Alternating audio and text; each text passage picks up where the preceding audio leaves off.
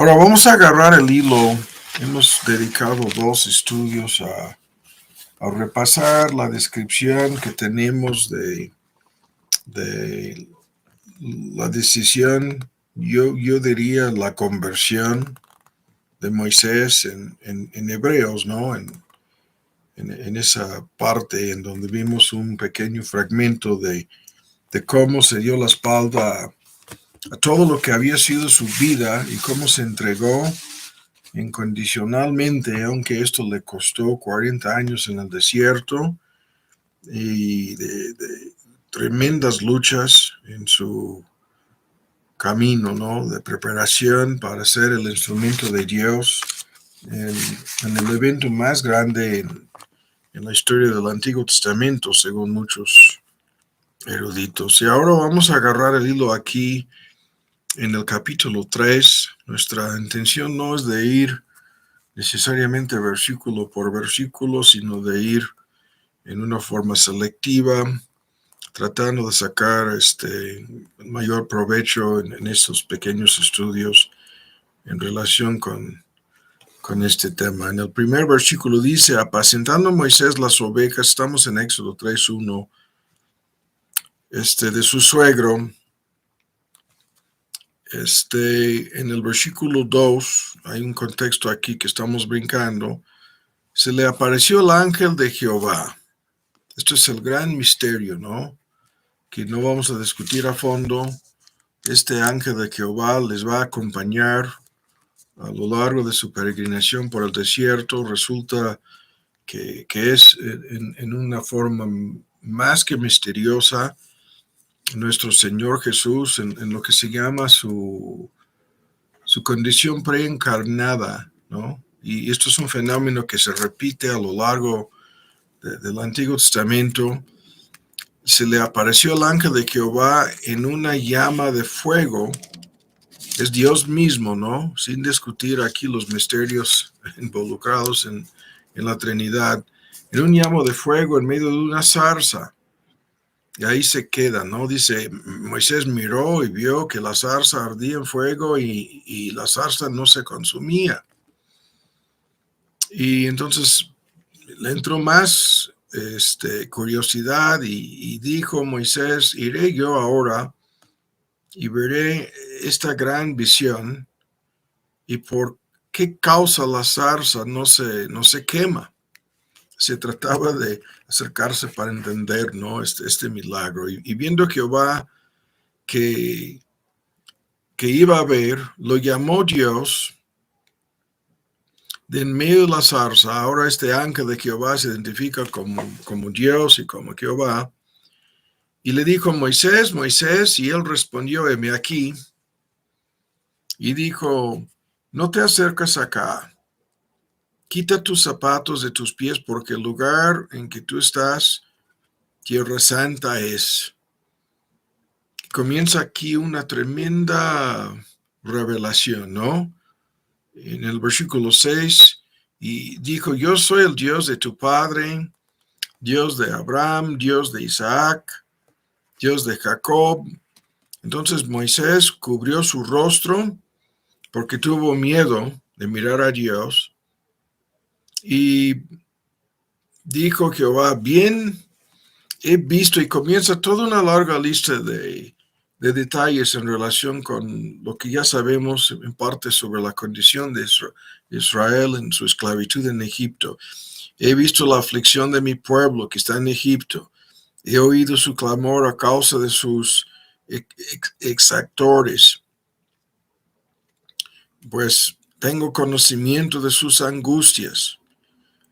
He descendido para librarlos de mano de los egipcios y sacarlos de aquella tierra, una tierra buena, ancha, tierra que fluye leche y miel. Estos son tremendas descripciones, ¿no? De la tierra prometida, a los lugares del cananeo, del eteo, del amorreo,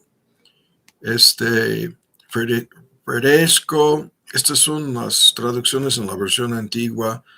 Ebeo, Ebuseo, una lista de estos pueblos que habitaban la tierra prometida en ese momento de la historia. El clamor, pues, de los hijos de Israel ha venido delante de mí. También he visto la opresión con que los egipcios los oprimen. Y ven, por lo tanto, ahora te enviaré a Faraón para que saques a mi pueblo, a los hijos de Israel, de Egipto. Y Moisés responde con toda una serie de preguntas. Algunas de estas preguntas son muy famosas. La primera es, ¿quién soy yo? Y para que yo vaya a Faraón y saque de Egipto a los hijos de Israel.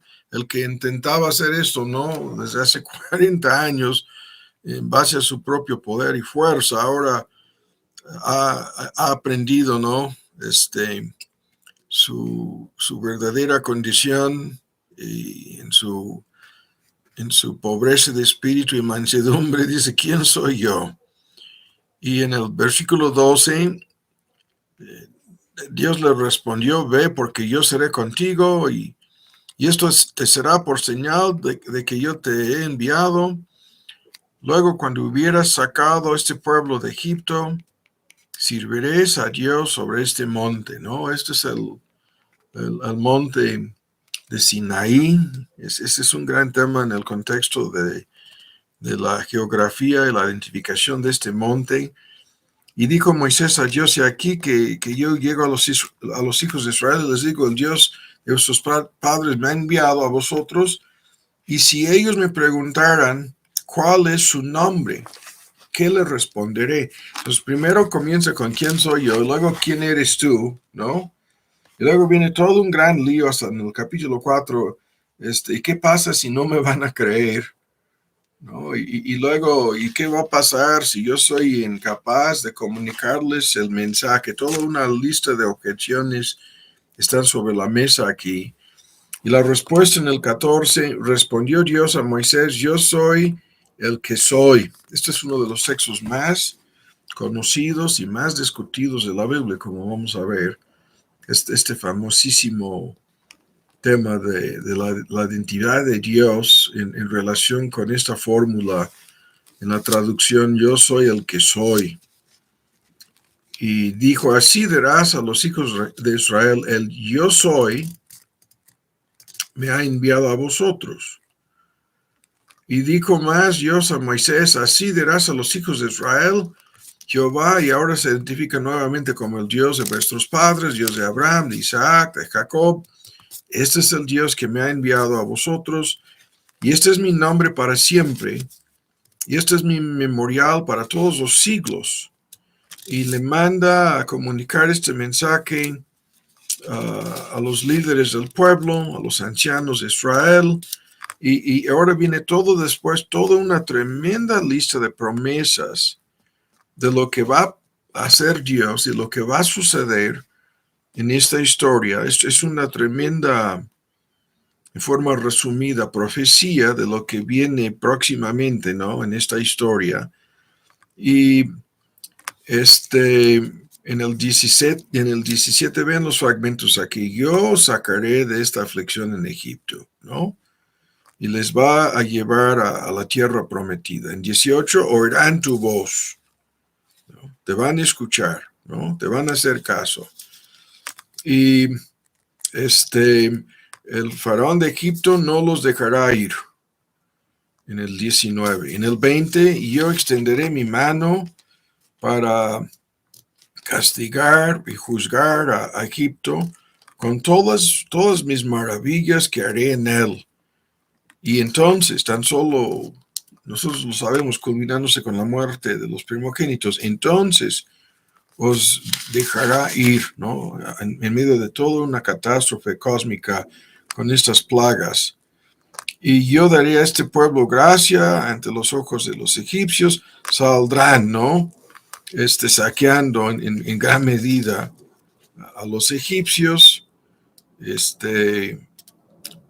en una forma extraordinaria. Los egipcios terminan entregándoles, ¿no? Muchísimas cosas cuando ya van de salida.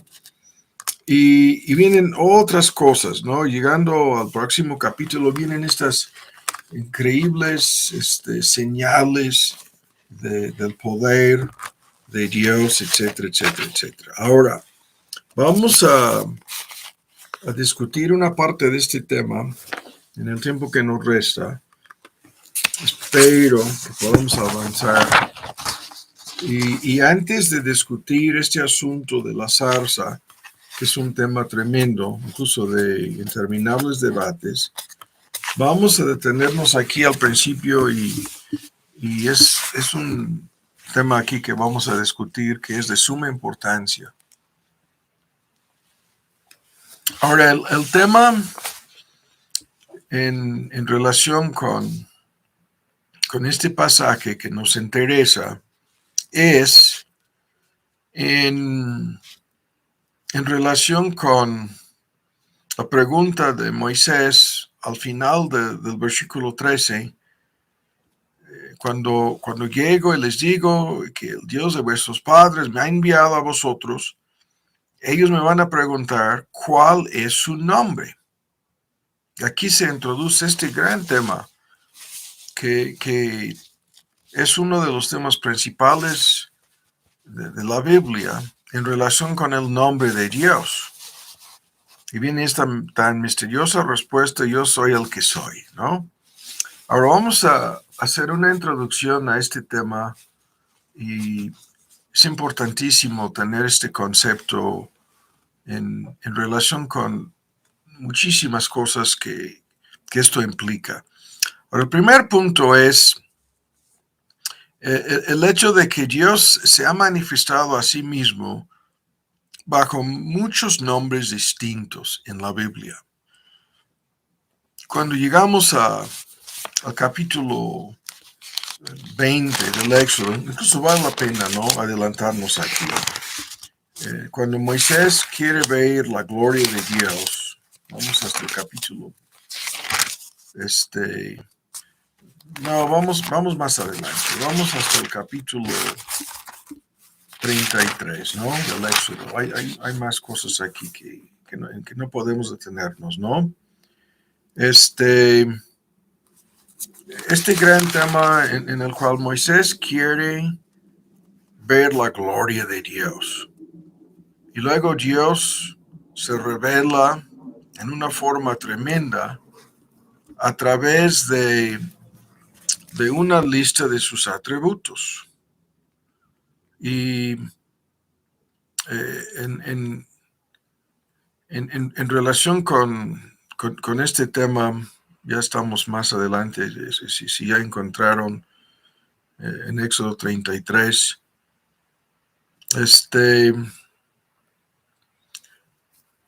cuando al final de varias cosas aquí, al final del versículo 17, cuando Moisés dice, he hallado gracia y te he conocido por tu nombre, luego le pide, ¿no?, te ruego que me muestres tu gloria. Y luego la respuesta, haré pasar todo mi bien delante de tu rostro, proclamaré el nombre de Jehová delante de ti. Y vienen estas tremendas palabras, tendré misericordia del que tendré misericordia, seré clemente para con el que seré clemente. Y cuando todo esto se amplía más en el capítulo 34, viene un pasaje que vamos a ver en un momento. Entonces, aquí vemos de inmediato que hay algo sumamente importante en este tema. El hecho de que Dios se manifiesta a través de muchos nombres en la Biblia. Y en relación con el nombre Jehová, o yo soy el que soy, a esto vamos a llegar antes de terminar, hay un tema tremendo en relación con su autoexistencia, su existencia eterna. Es una parte de lo que la zarza que se quema, pero no se acaba, significa el Dios verdadero se manifiesta en esta forma, señalando algo especial en relación con el nombre Jehová. Y antes de poder entender todo esto, es importantísimo detenernos aquí para sembrar los argumentos, ¿no? En una forma directa, lo que debemos entender es lo siguiente. El nombre de Dios significa Dios mismo. Y es por lo tanto que no es posible limitar nuestro concepto de Dios en relación con un solo nombre. El nombre de Dios significa toda la verdad acerca de Dios. Todo lo que Dios es, todo lo que Dios hace, todo lo que Dios ha revelado acerca de sí mismo. En el contexto aquí de Éxodo 33 y 34, todo esto es una parte de su gloria. Hay un sentido en que la gloria de Dios y el nombre de Dios en un sentido son conceptos sinónimos, porque la gloria de Dios habla de todo lo que Dios es. En relación con eso, todo lo que Dios hace. Y hay una tremenda lista de nombres a lo largo del Antiguo Testamento. Por ejemplo, el Dios Todopoderoso es uno de los nombres. Y esto es el nombre del Shaddai. El Dios Altísimo es otro nombre. Y esto es directamente del hebreo el Elión. Luego, Adonai es un nombre que significa el Señor o el soberano, ¿no? El todopoderoso. Luego, el Dios eterno, el Olam. Y hay tantos libros, e incluso nosotros tenemos varios libros en relación con este tema disponibles, pero tantos estudios se han realizado en relación con estos nombres porque no es posible limitar nuestro concepto de Dios en ningún sentido, menos limitarnos a un solo nombre. El nombre Elohim, ¿no? Que habla del Dios como creador, el omnipotente creador que sostiene todas las cosas, es en el hebreo, en los expertos, ¿no? Hablan mucho de esto. Es un concepto en donde misteriosamente hay una pluralidad de personas, anticipando el concepto que nosotros tenemos en el Nuevo Testamento de la Trinidad. Pero a fin de cuentas, lo vuelvo a decir, el nombre de Dios significa toda la verdad acerca de Dios. En relación con este nombre que se usa al principio del Éxodo, Jehová, aunque hay interminables debates acerca de su pronunciación correcta, hay una larga lista de combinaciones de nombres que incluyen el nombre Jehová. Por ejemplo, Jehová Jireh, y esto significa que Dios proveerá, es el Dios que provee nuestras necesidades. Jehová Rafa es el nombre que significa que Dios es el médico divino, el Señor soberano que cura toda enfermedad. Jehová Nisi, el misterioso uso de este nombre, incluso en el campo de batalla, el Señor es nuestra bandera o estandarte. Jehová Shalom, que significa el Señor es nuestra paz, y así. Es una tremenda lista. En uno de estos nombres, Jehová Ra significa que Dios es nuestro pastor, Jehová es nuestro pastor. Y el nombre Jehová Sitkenu significa que el Señor es nuestra justicia. Y el punto es, al ver una tremenda combinación, ¿no?, de nombres y una tremenda lista de distintos conceptos en estos nombres, nos damos cuenta de cómo esto es importantísimo. Ahora, esto es el primer punto. Ahora, el segundo, al autonombrarse por estos diferentes nombres, Dios estaba revelándose a sí mismo en relación con su naturaleza, en relación con aspectos de su carácter, en relación con la forma en que se relaciona con nosotros, etcétera, etcétera. En este sentido, cuando se refiere al nombre de Dios y la gloria de Dios, ¿no?, en el Éxodo 33, proclamé mi nombre, en el versículo 19, ¿no?, delante de ti, es un ejemplo de inmediato la forma en que se relaciona con nosotros en su soberanía tiene misericordia de los que Él quiere tener misericordia. Vemos cómo Dios nos revela a sí mismo, ¿no? en este fenómeno extraordinario. Y en el Nuevo Testamento hay un texto muy discutido, es en relación con la supuesta última oración de nuestro Señor Jesús, la que siempre señalábamos que no fue su última. En Juan 17 dice Cristo en esta oración: he revelado tu nombre, ¿no? He manifestado tu nombre a los hombres que me diste. Les he dado a entender la verdad acerca de tu nombre. Y lo vuelvo a decir, el nombre de Dios es una revelación de Dios. Y eso es lo que vemos cuando Cristo ora de esta manera al Padre y le dice: he dado a conocer tu nombre a estos hombres, ¿no?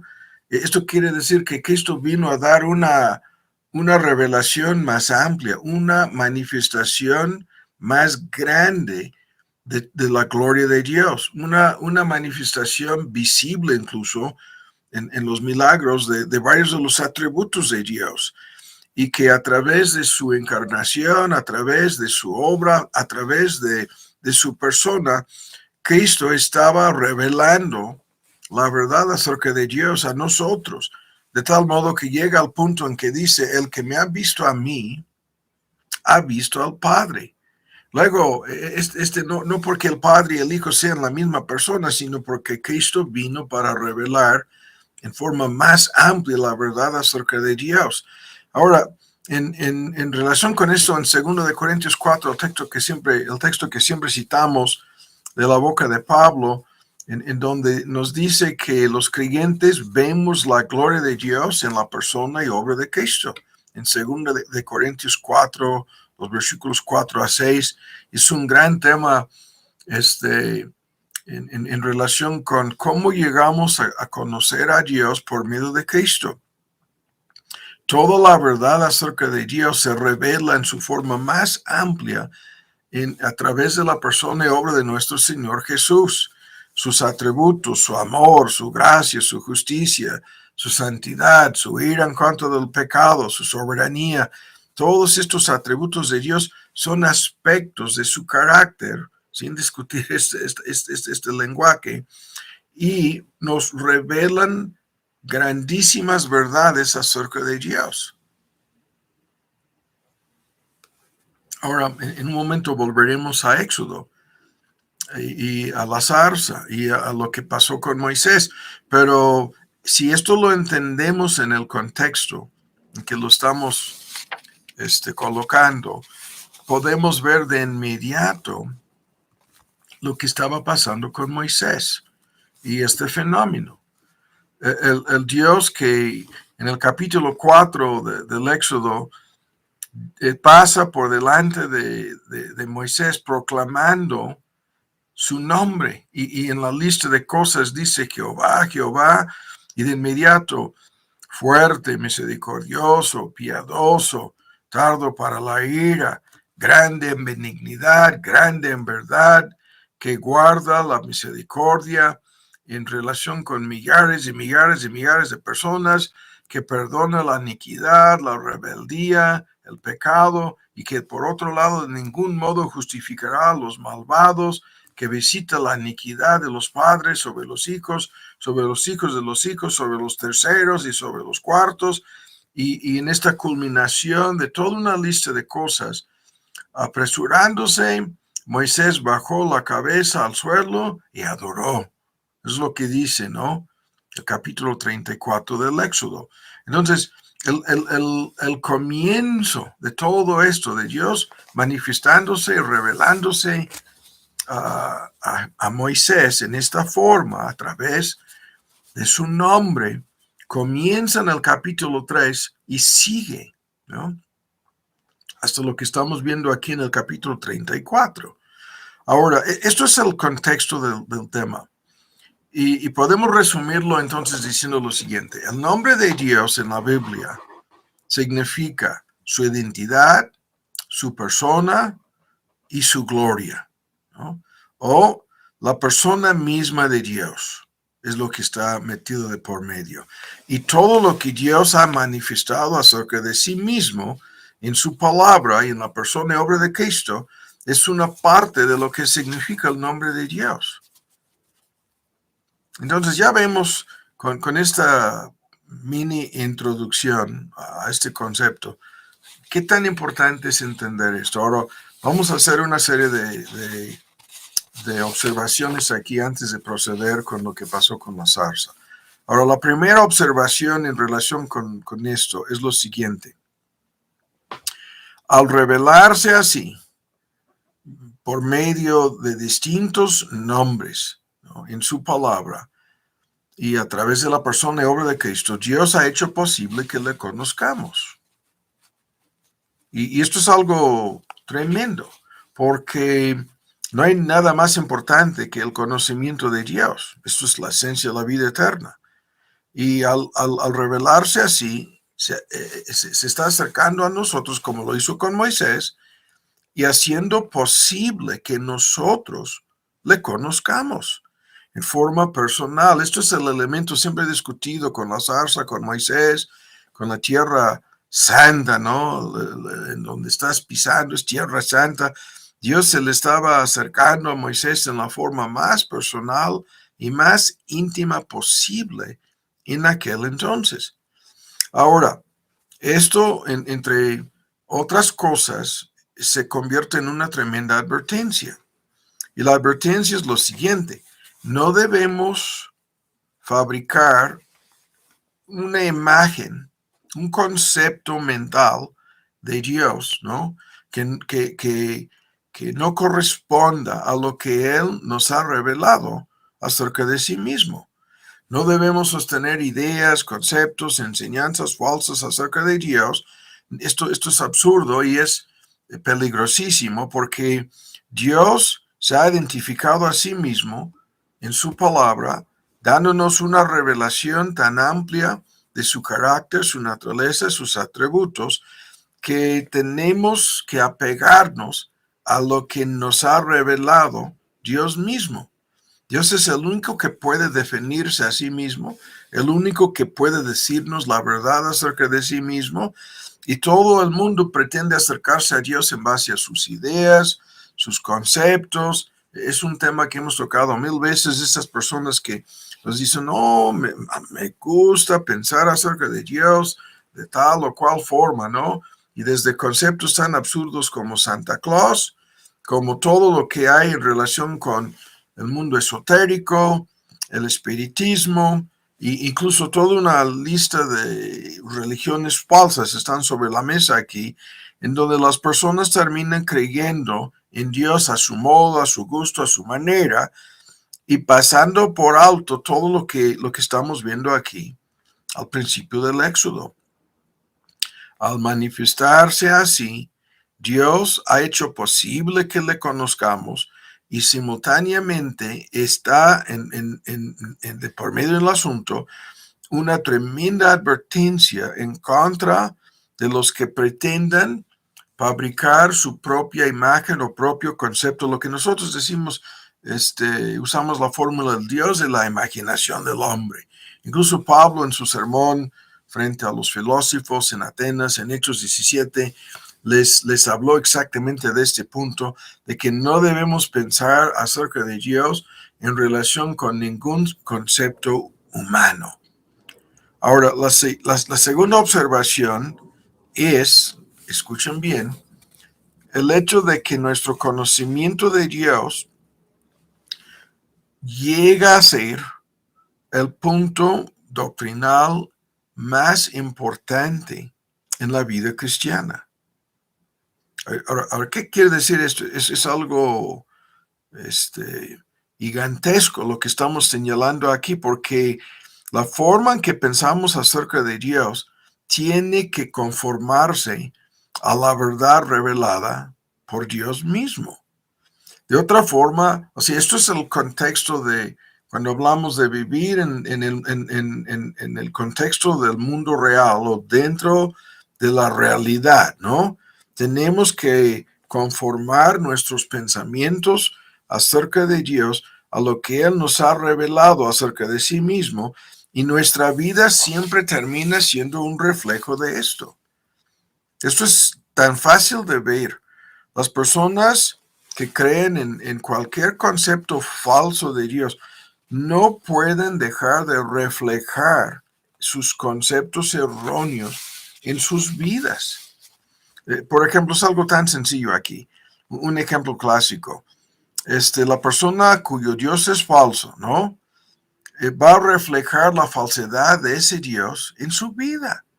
Y esto podríamos detenernos aquí y pasar media hora atacando a los católicos en relación con lo que estamos diciendo aquí, en donde demuestran que no tienen idea alguna acerca del verdadero carácter, la verdadera naturaleza de Dios.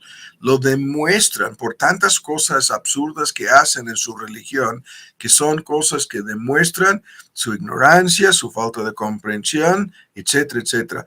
Pero podemos decir lo mismo con aquellos cuyo Dios es indulgente, permisivo, el Dios que les proporciona luz verde en relación con una lista de pecados.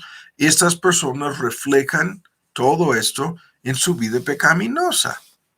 O sea, no es necesario atacar las sectas ni la Iglesia Católica para que veamos el punto aquí. Cuando vemos personas religiosas que viven una vida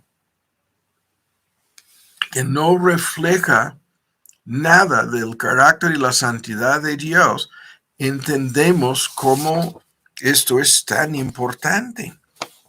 Lo que todas estas personas nos están diciendo al vivir una vida pecaminosa y simultáneamente profesan creer en algún sentido en Dios, es que el Dios en el cual creen no tiene semejanza alguna al verdadero Dios. Porque inevitablemente nuestra teología, esa es la palabra correcta aquí, que es el estudio, el conocimiento de Dios. La teología es más que simplemente estudiar intelectualmente en relación con conceptos doctrinales, en relación con el carácter o naturaleza de Dios, porque es en este sentido que nuestra teología o conocimiento de Dios se manifiesta en nuestras vidas, en nuestra forma de vivir. Entonces, en ese sentido, cada persona refleja su teología, su entendimiento, su concepto de Dios por la forma en que viven estas personas. Y obviamente, según nuestro Señor Jesús en Juan 17:3, el verdadero conocimiento de Dios, ¿no?, es la meta. La salvación verdadera siempre nos conduce a conocer a Dios verdaderamente. Eso es lo que dice Cristo, es la vida eterna, que le conozcamos. Y eso es no simplemente acerca de, no es simplemente conocimiento teórico, no es simplemente conocimiento doctrinal o conocimiento teológico, sino es conocimiento personal, es conocimiento experimental. Eso es lo que vemos en yo voy a usar la palabra confrontación entre Moisés y Dios mediante la zarza. Hay un elemento muy personal en la experiencia de parte de Moisés que vemos en cada uno de los ejemplos que hemos citado aquí, en el 34 del Éxodo, apresurándose, cae, ¿no? Su cabeza adelante hacia el suelo, ¿no? Cae de rodillas, cubre su rostro, adora a Dios. Y esto es el conocimiento manifestado en forma experimental en relación con Moisés. Y esto es la meta siempre en este asunto, el verdadero conocimiento de Dios, ¿no?, es la meta. Y hay que apurarnos aquí, estamos detenidos. La próxima observación o el próximo comentario es lo siguiente. Este conocimiento del verdadero Dios es esencial en relación con todas las experiencias religiosas verdaderas. la verdadera experiencia espiritual, la verdadera experiencia de salvación, de compañerismo, de comunión con Dios, está metido de por medio en este asunto. Ahora, ¿cómo sabemos que esto es así? No vamos a pasar al Nuevo Testamento, no vamos a discutir esto el día de hoy, pero lo vemos en la entrevista tan citada que hizo nuestro Señor Jesús con la mujer samaritana. Y le dice directamente a la mujer que a menos que adoremos a Dios en espíritu y en verdad, ¿no? Entonces no podemos adorarle. No es posible adorar a un Dios desconocido. No es posible adorar al verdadero Dios a menos que conozcamos algo acerca de Él. Y este asunto en el espíritu y en la verdad es un gran tema en donde muchos se enredan tratando de entenderlo. Es tan fácil entenderlo. Le dice a la samaritana que adoraban los samaritanos lo que no sabían, dando a entender que no estaban adorando a Dios, sino al diablo. Y ese es el argumento de Pablo en relación con todos los ídolos religiosos, que metido de por medio en cada acta religiosa de adoración frente a algún ídolo, ahí está el diablo mismo engañando a estas personas. Es lo mismo con todos los ídolos, ¿no? En relación con el corazón humano y la religiosidad falsa. Hay un sinnúmero de personas que adoran al Dios de su imaginación, al Dios que según Pablo en Hechos 17 no existe, ¿no? Salvo en la mente caída y perversa de estas personas. Es imposible adorar a Dios fuera del contexto de su verdad. Y en este sentido, cuando la mujer quería saber, no, yo estoy confundida aquí, yo quiero saber en dónde se ha de adorar al verdadero Dios. O sea, desvía el asunto de inmediato a la cuestión de cuál es el lugar correcto. Y Cristo le contesta, le dice, no, estás desviada, mujer. La pregunta importante aquí es, ¿quién, ¿no?, es la persona que hemos de adorar y cómo debemos adorarle, ¿no? ¿Quién es la persona? Y termina identificando a sí mismo como el Mesías en la entrevista, ¿no?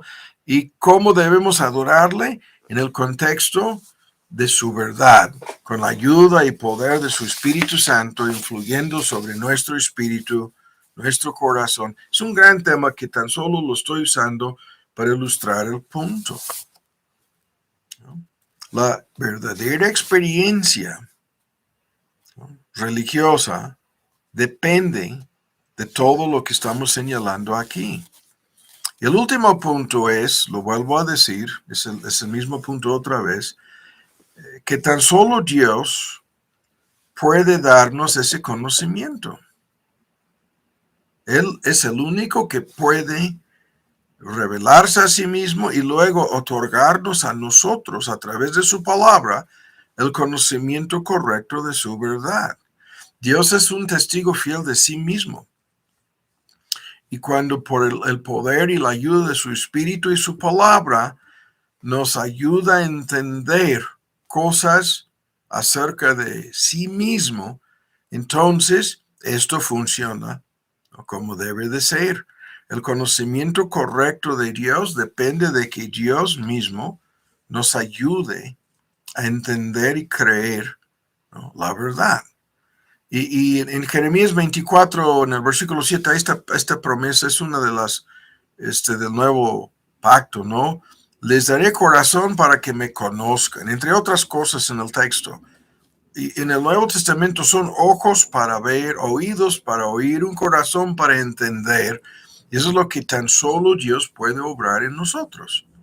Tan solo Dios, por medio de su gracia, nos puede conducir al verdadero conocimiento del verdadero Dios. Y claro, la totalidad de la vida cristiana está resumida en lo que estamos diciendo aquí, porque le vamos conociendo cada vez más y mejor a lo largo de nuestra peregrinación por el desierto de este mundo. Y es Dios mismo capacitándonos, Dios mismo ayudándonos, Dios mismo guiándonos, Dios mismo abriendo nuestros ojos, Dios mismo dándonos el entendimiento de su palabra, de la revelación que nos ha proporcionado de sí mismo. Todo esto es lo que está metido de por medio en este asunto. Ahora vamos a terminar, porque el tiempo se nos está yendo. Tenemos 5 o 10 minutos para concluir, volviéndonos con ese contexto que tardamos demasiado bosquejándolo.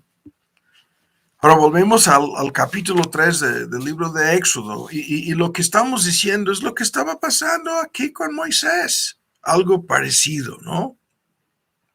Ahora vamos por partes.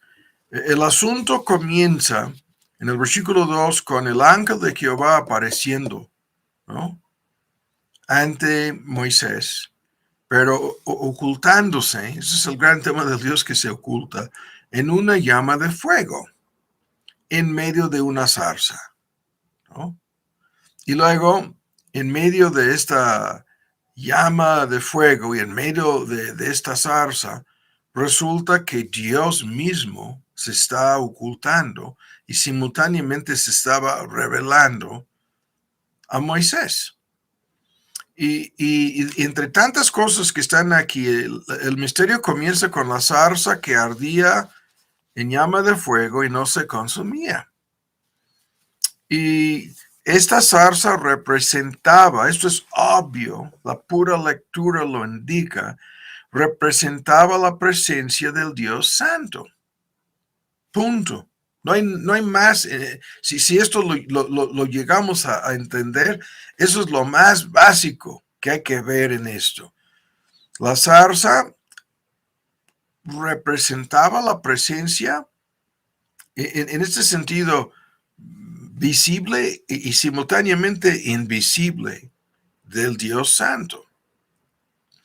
Y este fenómeno de manifestarse como fuego, el Dios que se manifiesta como llama de fuego, ¿no?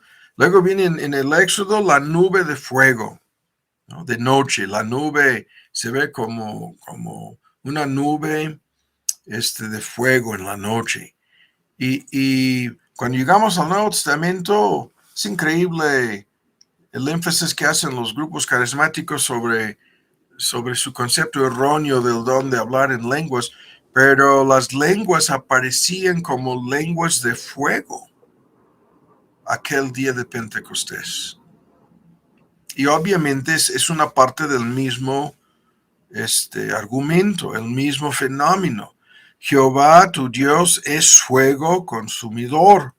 En Deuteronomio 4:24, en el Nuevo Testamento, en Hebreo, se repite este mismo argumento, que Dios mismo se identifica como si Él fuera fuego, ¿no?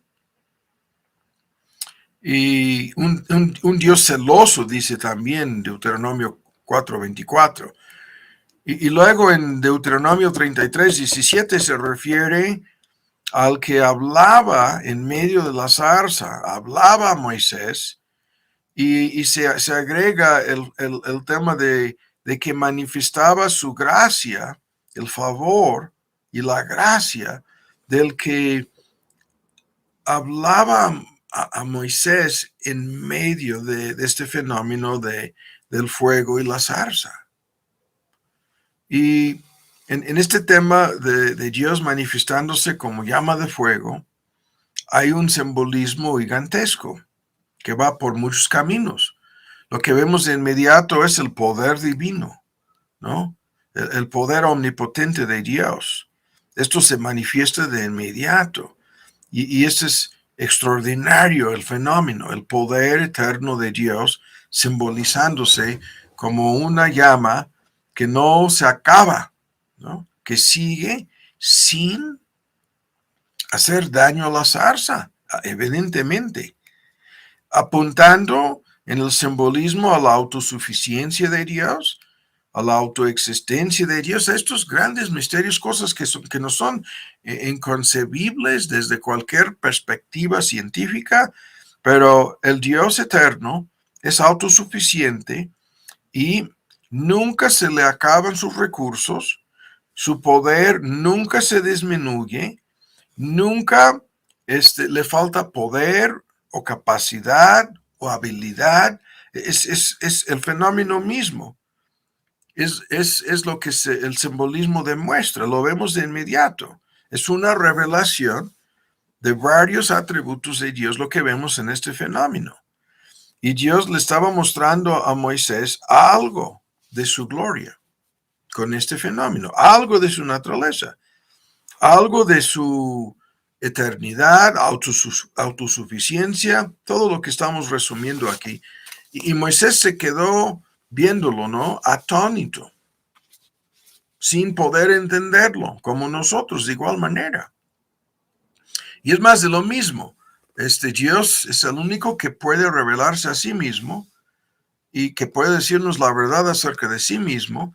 Y en varios aspectos, Él es tan incomprensible para nosotros que tan solo mediante un fenómeno como este, como le estaba enseñando a Moisés como un niño en la escuela dominical, ¿no? con un fenómeno extraordinario, pero luego, simultáneamente,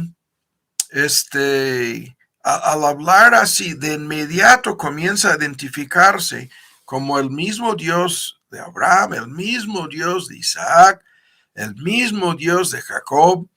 Y en este contexto, lo que este Dios incomprensible le estaba diciendo a Moisés es, pero yo soy el Dios que tenía una relación de amistad, de compañerismo, de intimidad con Abraham. Y ese es el Dios que escoge, ¿no? Porque Abraham es el gran ejemplo de cómo Dios en su soberanía escoge, ¿no? A los que van a ser creyentes. Y luego el Dios de Isaac es el Dios que vivifica milagrosamente, porque Isaac es el niño que nace cuando se les había acabado cualquier esperanza de procrear a un hijo. Y el Dios que vivifica milagrosamente. Y luego con el gusanito Jacob, el Dios que soporta con paciencia, con longanimidad, que nunca se da por vencido, a pesar de la indignidad de Jacob, el gusanito, ¿no? A pesar de tantas cosas que vemos en el menos indicado de los patriarcas, Jacob, Dios soporta, aguanta y con gracia y paciencia transforma al gusanito en el príncipe con Dios. Al revelarse de inmediato, al decir yo soy el mismo, ¿no? Y en este momento, el fenómeno que sucede es, y yo soy el Dios santo. Y esta santidad de Dios quita tus zapatos de tus pies, el lugar en donde estás, no es simplemente tierra santa, eso es un modismo, es el lugar en donde Dios se revela a nosotros, es un lugar santo. Y la santidad, entre tantas cosas, y hay interminables debates acerca del significado de la santidad de Dios, significa que Dios es único, que Dios es separado de los demás. Hay una distancia infinita entre el Creador y las criaturas. Y Moisés se da cuenta de esta santidad de Dios y su propia falta de santidad. Y eso es lo que sucede siempre. Esto es algo palpable a veces en algunos cultos, en algunas predicaciones, a veces en nuestra vida devocional, en la oración o en fenómenos extraordinarios que pueden suceder en la misma naturaleza que nos rodea. Nos damos cuenta de la presencia santa de Dios. Y nuestra reacción es parecida a esta. Es necesario que seamos confrontados con la verdad acerca de la santidad de Dios, y Moisés se percata de su falta de santidad y su necesidad de ser transformado, santificado. Y esto es una revelación importantísima, que es, en síntesis, el mismo mensaje del Evangelio.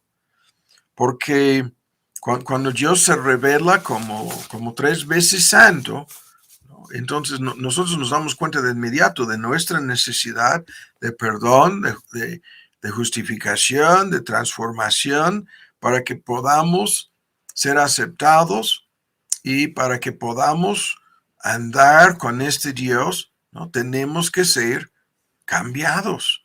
Y esto es lo que el Evangelio logra en nuestras vidas. Pero luego viene más adelante, hay que apurarnos porque el tiempo se nos acabó. Viene este asunto tan importante en relación con el versículo 14. Yo soy el que soy, ¿no? El versículo 14, combinado con lo que ya sabemos sobre el misterioso ángel de Jehová, que está también identificado al principio en todo esto. Y en esta fórmula, yo soy el que soy, cuando Moisés quiere saber el nombre específico, ¿no?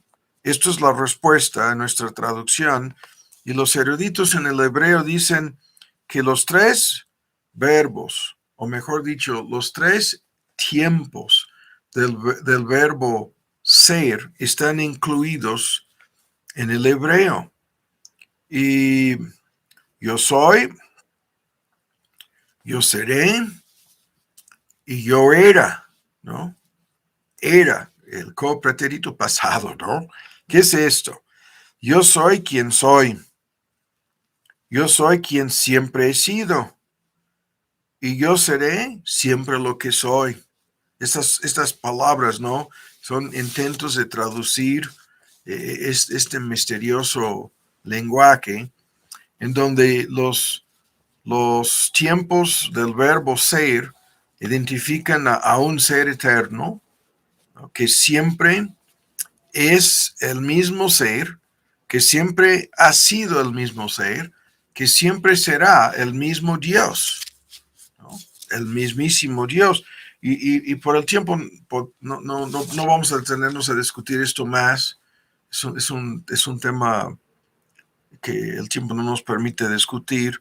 Ahora, este fenómeno del yo soy es el que se repite en el ministerio público de nuestro Señor Jesús, cuando Él dice, si ustedes no creen que yo soy, este debate en Juan 8, ¿no? Entonces morirán en sus pecados, y se dieron cuenta de inmediato de que Cristo estaba usando este nombre.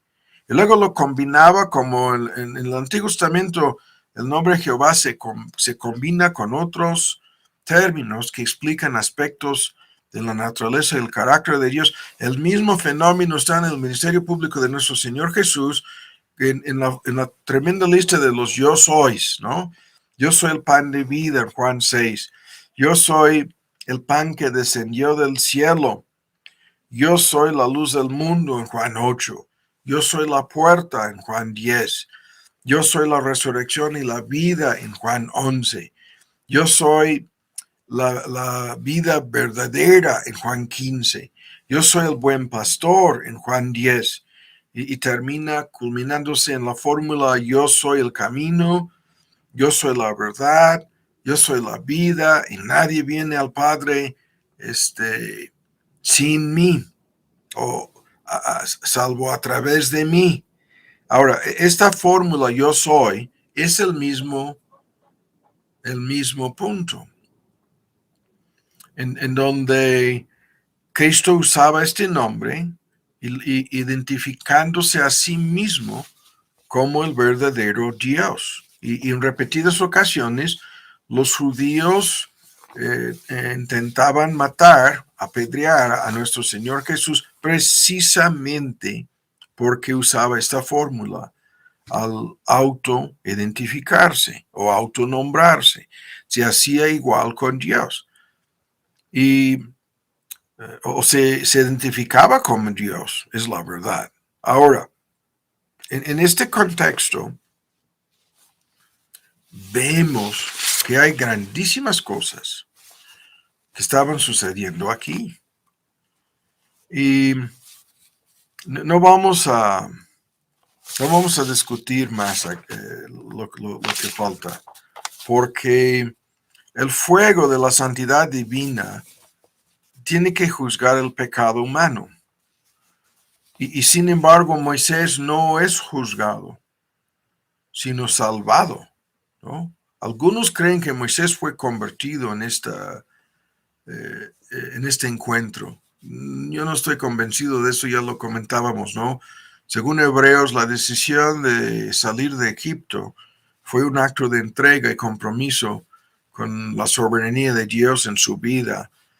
Y no hay duda alguna de que Moisés comienza a conocer en forma más amplia y más directa y más personal a este verdadero Dios por medio de este fenómeno. Esto tampoco lo estamos negando, ¿no? Pero vienen grandes cosas después en relación con lo que estamos introduciendo aquí. Y por el momento lo vamos a dejar. La pregunta entonces es si nosotros conocemos a este Dios. Esa es la pregunta. Si estamos por su gracia y por su palabra, ¿no? Si estamos nosotros adorando y sirviendo a Dios en el contexto de su verdad y la verdad que se ha revelado acerca de sí mismo es la clave aquí. El argumento en Hebreos 11 de los que se acercan a Dios tienen que creer no tan solo en la existencia de Dios, sino en la verdad que Dios se ha revelado acerca de sí mismo. Y esto es parteaguas para muchísimas personas. Lo que vemos es, profesan conocer a Dios y luego con sus hechos lo niegan, o profesan conocer y saber muchas cosas doctrinales acerca de Dios, pero resulta que estas cosas no tienen ningún impacto real sobre su forma de vivir. Y en este contexto, termino ilustrándolo, ¿no? Hay un sinnúmero de ejemplos de personas en un contexto cristiano que dicen que creen en Dios, pero como comentábamos al principio, resulta que es a su modo o a su gusto, porque no creen en la soberanía de Dios, no creen en la santidad, no porque se niegan a creer en el infierno, ¿no? De que este Dios sea capaz de castigar exactamente lo que cuando se reveló a Moisés acerca del Dios de misericordia y perdón en Éxodo 33, de inmediato agrega, ¿no? Que no va a pasar por alto los pecados de los que muerden en su iniquidad y que van a pagar, ¿no? Eternamente las consecuencias y muchísimas personas, sin discutirlo más, no están dispuestas a creer o no tienen la capacidad de creer en el Dios que se revela en este libro. Y esto es la preocupación de Moisés. Y eso es lo que viene ahora en la siguiente escena, ¿no? En donde Moisés está sumamente preocupado por el hecho de que no han visto la zarza, no han presenciado ningún milagro de esta índole, no tienen la capacidad de entender lo que Moisés experimentó frente a la zarza y lo que escuchó. ¿Cómo van a creerme? ¿Cómo van a entender? Yo no soy capaz de convencer a ninguno de ellos de esto. Y luego Dios comienza a comprometerse a hacer todo lo necesario para convencer a ese pueblo y llevar a cabo el éxodo. Y eso es el mismo punto, ¿no? En donde el Dios, que es el único que puede revelarse a sí mismo a través de su palabra y el Evangelio de Cristo, es el único que nos puede convencer a nosotros. Y la pregunta es de si nos ha convencido. Y es más poderoso, ¿no? Según nuestro Señor Jesús, es un comentario al final del Evangelio según Juan. Muchos han visto y han creído, y luego bienaventurados los que han creído y no han visto estos milagros, ¿no? Que fueron realizados en el ministerio público de nuestro Señor Jesús. Es el mayor milagro convencer a una persona que tan solo con la palabra, tan solo con la revelación de la Biblia, tan solo con el Espíritu obrando en nosotros, llegamos a creer. Y nuestra experiencia es tan real como si hubiéramos estado frente a una zarza que en llama de fuego ardía y no se consumía. Es tan real la experiencia de conocer a este Dios como lo fue con Moisés. Oremos. Padre, damos las gracias por permitirnos continuar con la primera parte de estos estudios sobre el Éxodo. Te damos infinitas gracias por la forma en que te revelas a nosotros mediante tu palabra, revelándonos tu nombre, tus nombres, tu gloria, tu fama, la verdad acerca de tu carácter. ¿Y cómo podemos ver todo esto en el Éxodo, que es probablemente en tu providencia el Éxodo, Padre, es probablemente la revelación más grande de tu gloria en el Antiguo Testamento? Y sin embargo vemos esta gloria en la persona y obra de Cristo. Y nuestros ojos han sido abiertos para conocer al Señor y en espíritu y en verdad adorar, postrarnos como lo hizo Moisés, entregando nuestras vidas a nuestro Señor. Y por eso te pedimos que sea así con cada oyente en esta noche. En el nombre de Cristo Jesús. Amén.